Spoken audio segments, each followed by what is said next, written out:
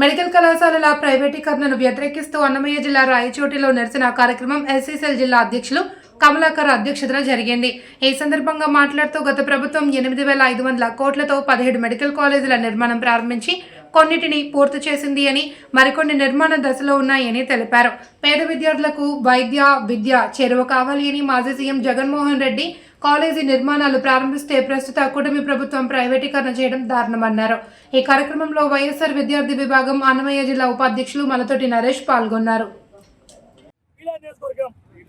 ఈరోజు రాష్ట్ర వ్యాప్తంగా వైఎస్ఆర్ కాంగ్రెస్ పార్టీ చేపట్టినటువంటి ఎస్సీసీఎల్ ఆధ్వర్యంలో మెడికల్ కాలేజీల ప్రైవేటీకరణని రద్దు చేయాలని చెప్పి రాష్ట్ర వ్యాప్తంగా నిరసన కార్యక్రమాలు చేపడుతున్నాం.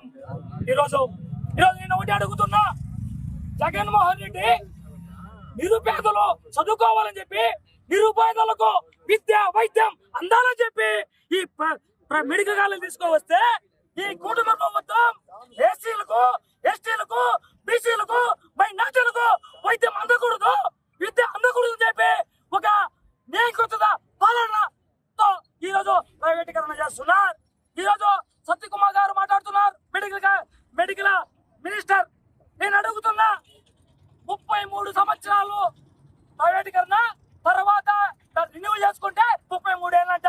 అంటే 66 ఏళ్ళు మా ఎస్సీలు, మా ఎస్టీలు, మా బీసీలు, మా మైనార్టీలు చదువు లేకుండా, విద్య లేకుండా, వైద్యం లేకుండా అట్టే ఉండాలనే కదా మీ నియంకృత పాలన అని చెప్పి నేను అడుగుతున్నా.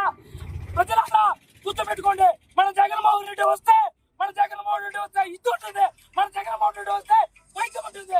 దయచేసి ప్రైవేటీకరణ ఆపకపోతే మా ఎస్సీ జిల్లా ఆధ్వర్యంలో పెద్ద ఉద్యమాలు చేపడతాం. జై జగన్, జై జగన్.